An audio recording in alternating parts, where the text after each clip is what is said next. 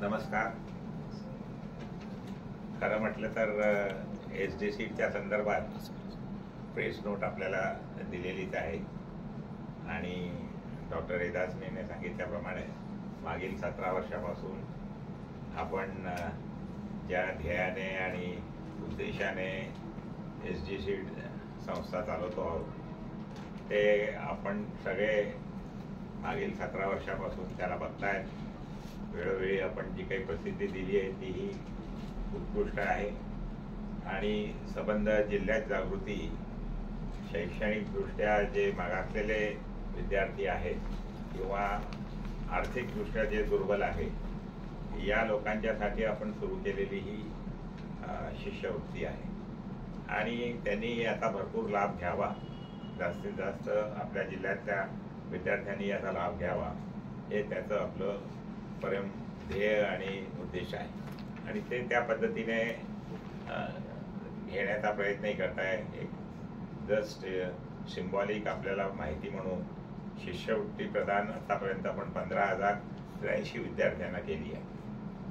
उच्च शिक्षण पूर्ण त्यातल्या 3776 विद्यार्थ्यांनी केलं आहे. विद्यार्थी प्रशिक्षित जे झाले आहेत ते 48,652 झाले आहेत. युवतीचे सशक्तीकरण 3104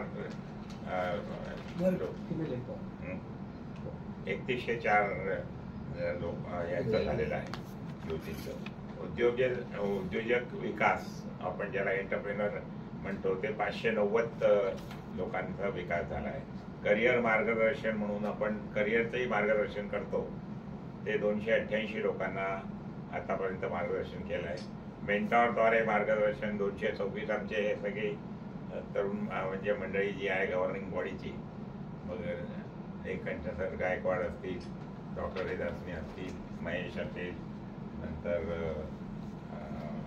आणखीन जी आपली मंडळी आहे ते सगळे मेंटॉर मार्गदर्शनच्या माध्यमातून विविध कॉलेजेस किंवा स्कूलमध्ये जाऊन आणि लोकांना मार्गदर्शन, विद्यार्थ्यांना मार्गदर्शन करत असते. विद्यार्थी दत्तक योजना एक आपण घेतली आहे की अशा कामात जे कोणी सार्वजनिक लोक अजून जुळू इच्छितात, आमच्या वैयक्तिक या SDCच्या ट्रस्टच्या माध्यमातून आम्ही करतोच, परंतु त्यात आणखीन कोणी जुळणारं असलं, उदाहरणार्थ आरती बापका असतील किंवा आणखीन महावीर ज्वेलर असतील, जे कोणी दत्तक घेऊ इच्छिता, कोणी 5 विद्यार्थी घेतो, कोणी 2 विद्यार्थी घेतो, कोणी 10 विद्यार्थी घेतो, अशा घेत असे दत्तक विद्यार्थी सुद्धा 195 घेतले. ते आपल्या परीने 5 विद्यार्थी घेतात, कोणी 2 विद्यार्थी घेतात. त्यांचं एज्युकेशनला पूर्ण करण्यासाठी जे आवश्यक धनराशी असते ते त्यांच्याकडनं देत असतात. इंटर्नशिप जी आहे, आपण काही ज्यांचं एज्युकेशन झालेलं असतं आणि एखाद्या कंपनीमध्ये इंटर्नशिप द्यायची आहे त्याला, तर ते 17 लोकांना आतापर्यंत आपण प्रयत्न करून त्यांना इंटर्नशिप मिळालेली आहे.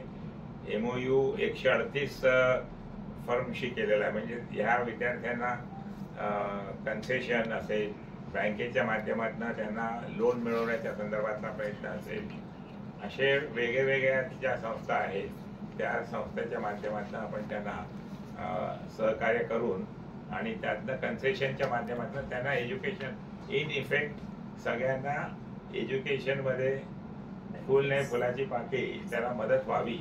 या मग पुस्तक घ्यायचं असेल तरी त्याला कन्सेशन आहे, बँकेच्या लोनमध्ये जर असेल तर त्याला मदत करून बँकेच्या लोन कसं लवकरात लवकर मिळेल, कमी व्याजदराने कुठे मिळतं या संदर्भात त्याला मार्गदर्शन केलं जातं.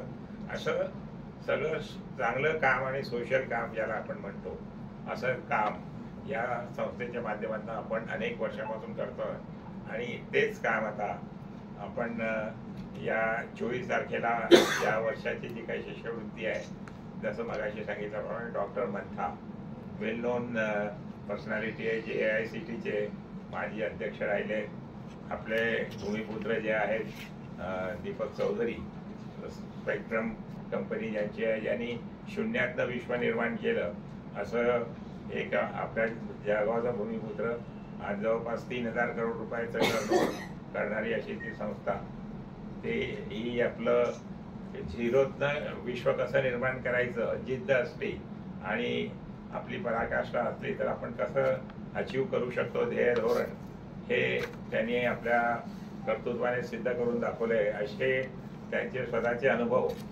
विद्यार्थ्यांना सांगावे, पालकांना सांगून आणि विद्यार्थ्यांमध्ये जागृती कशी होईल या संदर्भातला प्रयत्न आपण या 24 तारखेला सकाळी 10 वाजता शाहू संभाजी राजे नाट्य संकुल जे आपलं आहे ऑडिटोरियम, तिथे आपण ठेवले आहे.